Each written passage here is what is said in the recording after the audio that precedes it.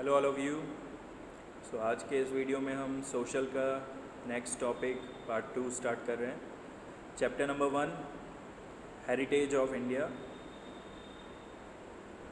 Cultural heritage of India से हमारा बाकी था, तो वहीं से हम स्टार्ट करते हैं, कंटिन्यू करते हैं। चलो तो पहले रीडिंग कर लेते हैं एक बार। India has gifted to the world a diverse and rich heritage. Cultural heritage is a man-made heritage. Whatever is received or created by human with his tact, wisdom, art and skill is called cultural heritage. Okay अब India में यहाँ पे बता रहे हैं कि India का जो कल्चरल हेरिटेज है वो बहुत ही ज़्यादा बड़ा है, बहुत ही ज़्यादा रिच है, बहुत ही ज़्यादा वैरायटी और डिफरेंसेस हैं इसमें, बहुत सारी अलग अलग चीज़ें हैं। और कल्चरल हेरिटेज का मतलब होता है it is a man made heritage. Natural heritage means it is natural, you can say made by God, but cultural heritage means it is made by human beings, it is a man-made heritage. So whatever is received or created by human, जो भी चीज़ें इंसान बनाता है अपनी सोच से, अपनी समझ से, अपनी इंटेलिजेंस से, अपनी आर्ट से, अपनी स्किल से, है ना, कला होती है ना, तो अपनी कला का यूज़ करके, अपने दिमाग का यूज़ करके, अपनी समझ का यूज़ करके जो भी चीज़ें वो बनाता है वो कल्चरल हेरिटेज में इंक्लूड होती है। Starting from Aryans, Kshatrapa, Kushan, Huns, Persians, Turks, Arabs, Mughal, Britishers, French, etcetera, caste and tribes have come to India. Indian cultural from the exchange between all these has become rich. इतने सारे लोग यहाँ पे आए हैं, सब ने अपना अपना कल्चर यहाँ पे ऐड किया है और इसी की वजह से Indian culture has become rich, क्योंकि बहुत सारे कल्चर्स का अब ये मिक्सचर बन चुका है। The people of India from the prehistoric period have contributed to the people of the world. The art of architecture and sculpture are 5,000 years old. Okay हमारे इंडिया का जो कल्चर है वो 5,000 ईयर्स ओल्ड है और स्कल्पचर, आर्किटेक्चर के ऐसे कई सारे सबूत जो है वो हमें मिल चुके हैं। आर्किटेक्चर के थ्रू जब हम ज़मीन के खुदाई करते हैं, एक्सट्रैक्ट करते हैं, तो बहुत सारी चीज़ें नीचे ज़मीन के अंदर से मिलती है और वो चीज़ों का जब हम एज निकालते हैं तो वो 5,000 ईयर से भी ज़्यादा ओल्ड है, हमारे इंडियन हेरिटेज की चीज़ें। तो ये शो करता है कि हमारा कल्चरल हेरिटेज जो है वो बहुत पुराना है। It is more than 5,000 years old. The remains of Indus Valley civilization is an evidence of this. On seeing the remains of the figures of God and goddesses, humans, animals, several toys, as well as sculpture of a bearded man. आप यहाँ पे right side पे एक picture देख रहे हो जिसके नीचे लिखा भी है bearded man sculpture, है ना, दाढ़ी वाला इंसान, उसका एक मूर्ति बनाई है। तो देखो कितनी शार्पनेस के साथ उसकी बियर्ड बनाई गई है। उस स्कल्पचर को देख के आपको लगता नहीं होगा कि ये 5,000 ईयर्स ओल्ड हो सकता है। मतलब उस टाइम पे भी हमारे इंडियंस के हाथों में कितनी ज़्यादा स्किल थी, कितनी अच्छी कला थी हमारे पास, ये शो करता है। उसके अलावा स्टैचू ऑफ अ डांसर, जो नटराज का, नटराज पेंसिल का सिंबल भी आप देखते हो, तो statue of a dancer, one feel self esteem. ये सारी चीज़ें देख के हम बहुत खुश होते हैं, प्राइड फील करते हैं कि हमारा जन्म भी ऐसी जगह हुआ है जहाँ पे इतने अच्छे कलाकार रह चुके हैं पहले। Further when we look at the figure of bullock और लायन और an inverted lotus of a Mauryan era, the statue of Gautam Buddha in a meditative form, or the Kalkhand statues of Jain Tirthankars, the caves of Ellora और Rashtrakuta dynasty, ये सारे बहुत अच्छे examples दिए आपको जो हमारी स्किल, हमारी स्कल्पचर को, कि हम कैसे कितनी अच्छी अच्छी मूर्तियाँ बनाते हैं, कितनी अच्छी अच्छी डिज़ाइंस बनाते हैं, उनका ये बेस्ट एग्जाम्पल्स हैं कुछ। कौन से फिगर ऑफ बुलक और लायन और इन्वर्टेड लोटस, ये तीनों फिगर्स जो है वो मौर्यन एरा में बनाई गई थी, जब मौर्यन राजा हुआ करते थे तब। फिर गौतम बुद्ध की इमेज, गौतम बुद्ध का जो मूर्ति है जब वो अपने मेडिटेशन फॉर्म में आसन लिए बैठे हैं, या फिर कलखंड स्टैचूज़ ऑफ जैन तीर्थंकर, जो जैन तीर्थंकर्स है, जैसे हमारे हिंदू में देवी देवता पुजारी होते हैं, है ना, देवी देवताओं की पूजा करने वाले पुजारी। वैसे ही जैन में तीर्थंकर्स होते हैं और उनके कलखंड स्टैचूज़ बनाए हुए हैं। उनका आप गूगल पे सर्च करके उनकी इमेजेस देख सकते हो, कितनी अच्छी मूर्तियाँ बनाई हुई है हमारे इंडियंस ने। फिर caves of Ellora, Ellora caves का एक बहुत डिटेल टॉपिक जो है वो हम 10th में समझने वाले हैं। राष्ट्रकूटा डायनेस्टी के टाइम पे ये बनाई गई थी। वो भी बहुत ब्यूटीफुल एग्जांपल है हमारी स्कल्पचर का। उसके अंदर बहुत अच्छी अच्छी मूर्तियाँ बनाई हुई है हमने। सो ये देखकर हमें प्राउड फील होता है कि हमारा कल्चरल हेरिटेज कितना ज़्यादा रिच है। Our cultural heritage accommodates palaces. हमारे कल्चरल हेरिटेज में पैलेसेस यानी महल भी आते हैं, बिल्डिंग्स भी आती है, sculptures, stupas, viharas, chaityas, temples, mosques, tombs, forts and gates, है ना। गेट्स भी आते हैं जैसे दिल्ली दरवाज़ा, दिल्ली गेट, देन लाल दरवाज़ा। सो ये भी हमारे कल्चरल हेरिटेज में इंक्लूड होते हैं। Even historical places of our freedom movements, यहाँ तक कि जो फ्रीडम मूवमेंट के टाइम पे जो हमारी हिस्टोरिकल प्लेसेस बन गई थी, जैसे साबरमती आश्रम, या दांडी मार्च के टाइम पे दांडी विलेज, या बारडोली सत्याग्रह के टाइम पे बारडोली विलेज, वारदा, शांति निकेतन, दिल्ली, इन सब जगह पे बहुत अच्छे फ्रीडम मूवमेंट्स हुए थे और वो भी आज हमारे कल्चरल हेरिटेज में काउंट होते हैं।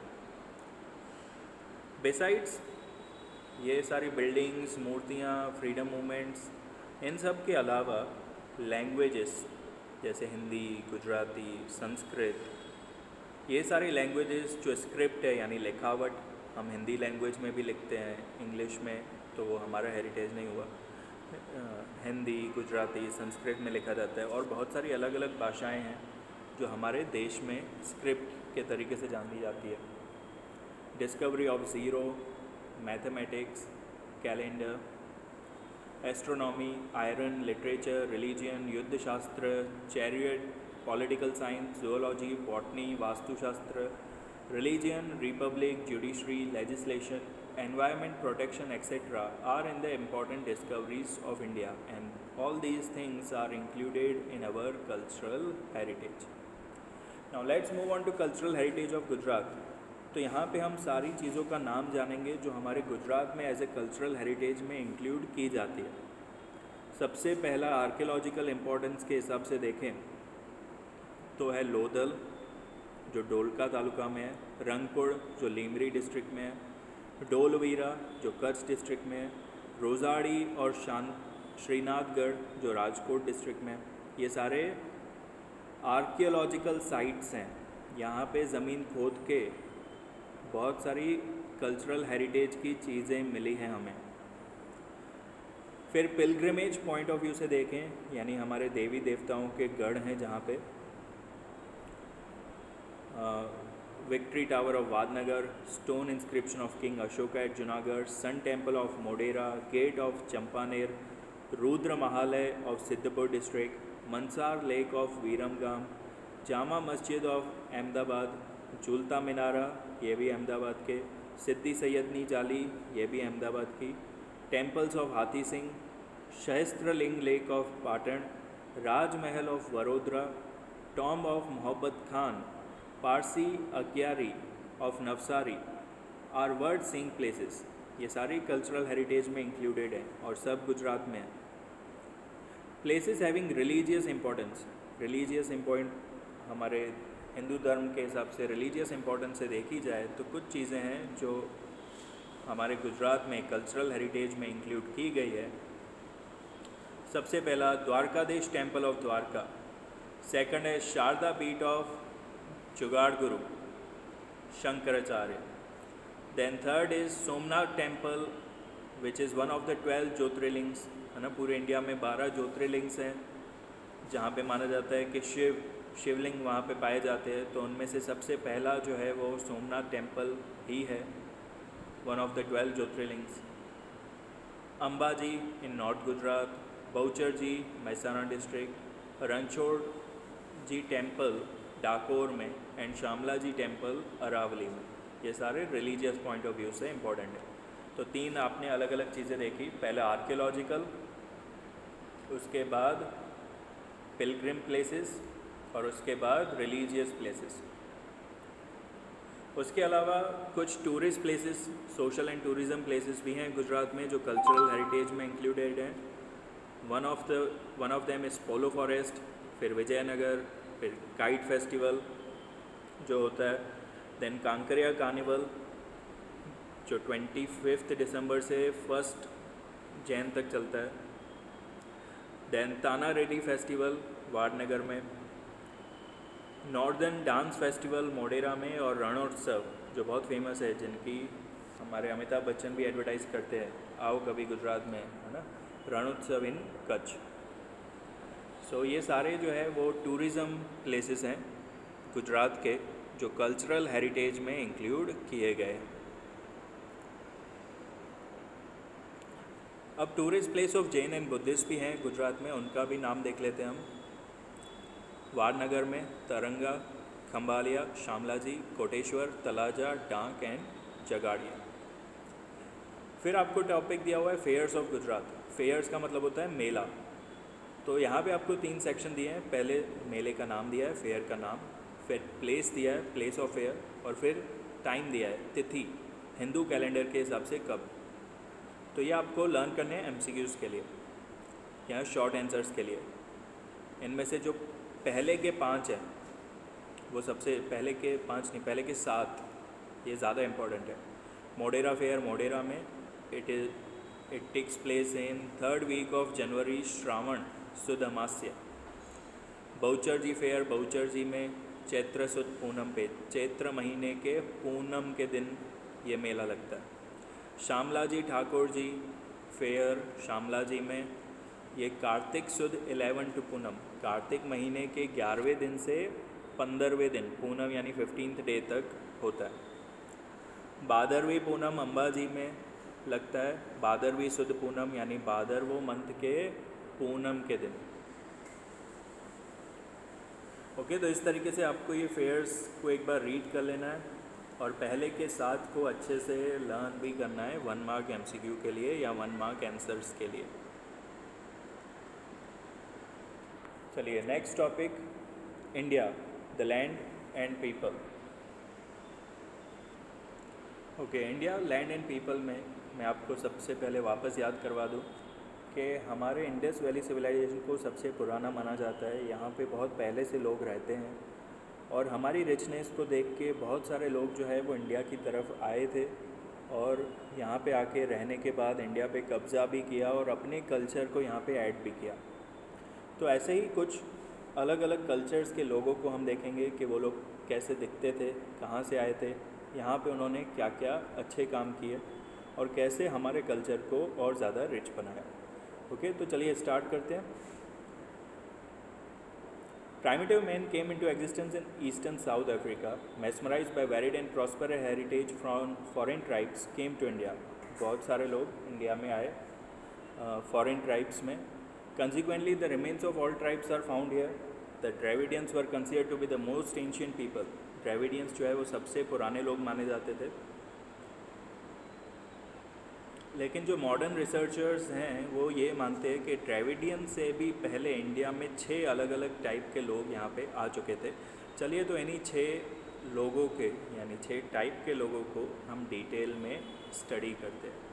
फर्स्ट है नीग्रोइड, इनको हप्सी पीपल भी कहा जाता है। Some historians believe that Negroid और Negroes are the most ancient inhabitants of India. They came from Africa, ठीक है, अफ्रीका से आए थे।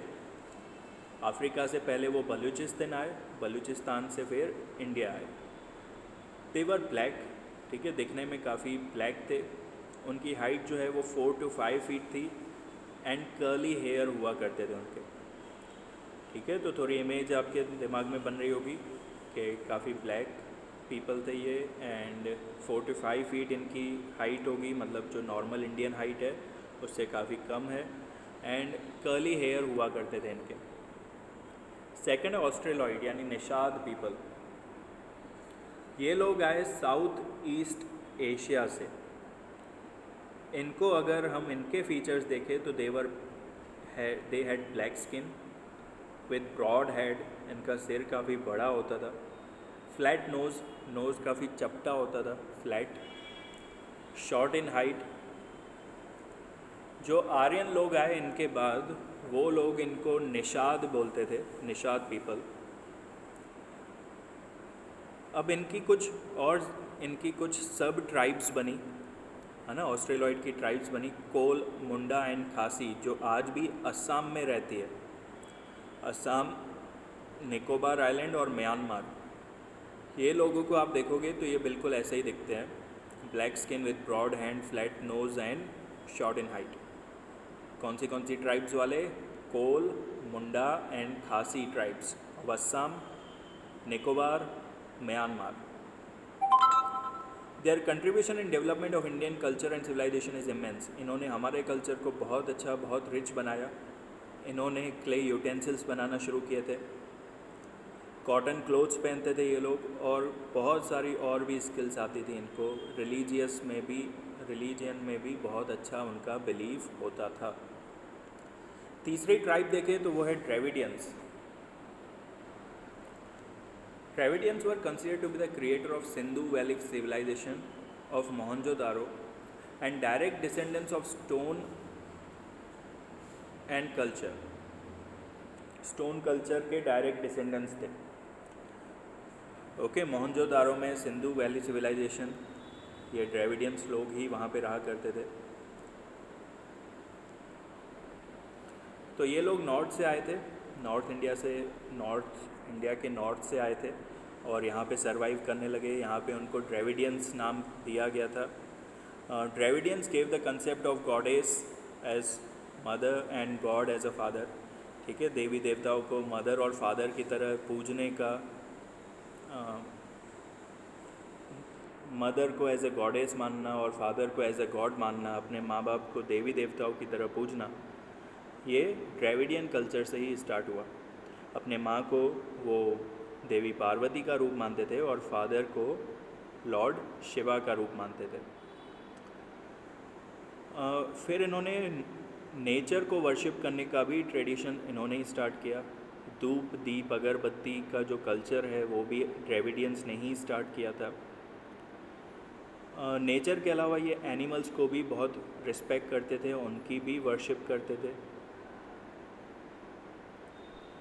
ओरिजिनल डायटीज़ ऑफ ड्रेविडियंस, जो ड्रेविडियंस के देवी देवता थे वही देवी देवता को आर्यंस ने भी एक्सेप्ट किया और फिर उन्हीं देवी देवताओं को आर्यंस ने अपने कल्चर में ऐड भी किया।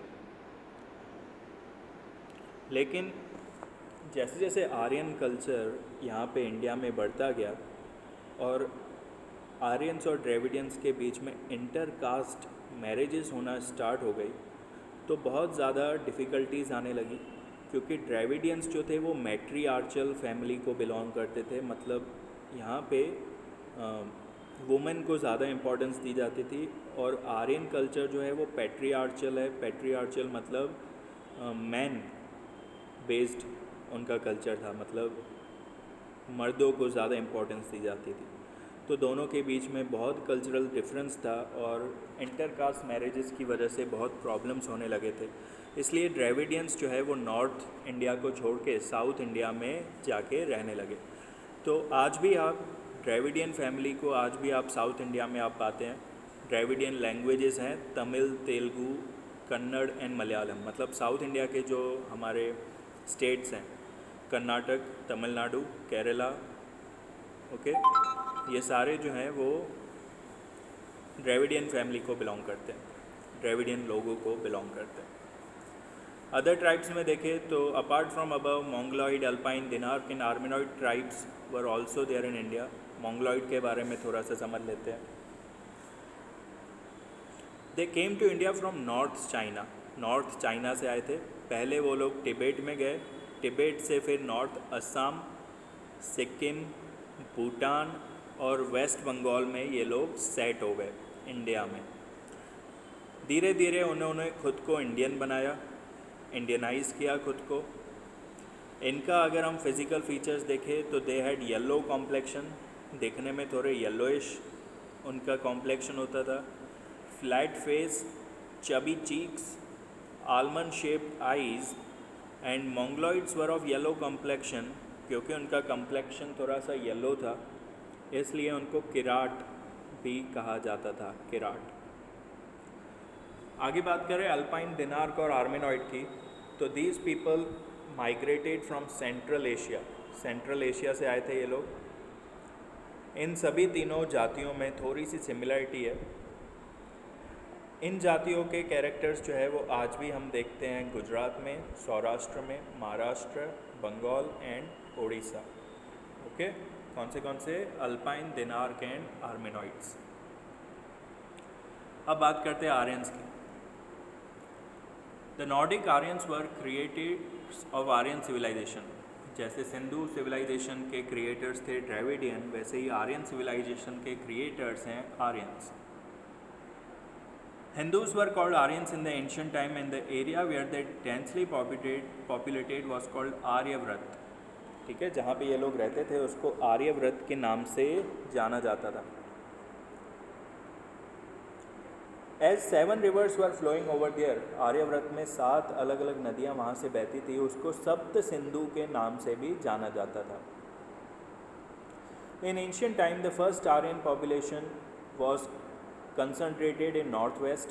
पहले तो वो लोग सिर्फ नॉर्थ वेस्ट में रहते थे, लेकिन फिर उन्होंने अपना कब्ज़ा जो है वो मिथिला, बिहार तक, ईस्ट तक फैलाया, और साउथ में विंध्याचल तक इन्होंने अपना कब्ज़ा फैला लिया था। दे वर मोस्ट एडवांस्ड। ठीक है, बाकी सभी जातियों के कंपेयर में ये काफ़ी एडवांस थे। This vast land was recognized with various name as Bharat bhumi. जहाँ पे आर्यंस रहा करते थे उनकी ज़मीन को भारत भूमि कहा जाता था, भारत खंड कहते थे, भारत वर्ष कहते थे। ये सारे नाम जो है वो हमारे राजा, आर्यन राजा भारत के हिसाब से पड़े थे। Aryans were nature lovers. They loved and worship trees, rivers, mountains, sun, wind and rain. They composed hymns for various natural elements. है ना, वो नेचर को ही बहुत प्यार करते थे, नदियों को, ट्रीज़ को, माउंटेन्स को, सूरज, विंड, सन, विंड और रेन, सूरज हो, बारिश हो या हवा हो, सभी को पूछते थे, और सभी के लिए उन्होंने अपने हाइमन्स यानी प्रेयर्स लिख के रखी थी। माउंटेन्स के लिए अलग, रिवर्स के लिए अलग।